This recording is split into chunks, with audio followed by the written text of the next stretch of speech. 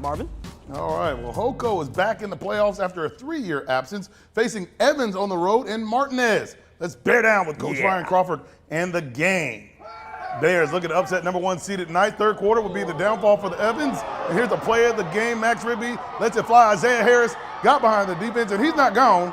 He's gone. 95 yards to the house, and they would be tied at 21. After a botched punt by Evans, it's Houston County cashing again. Rigby escapes pressure, finds Harris again.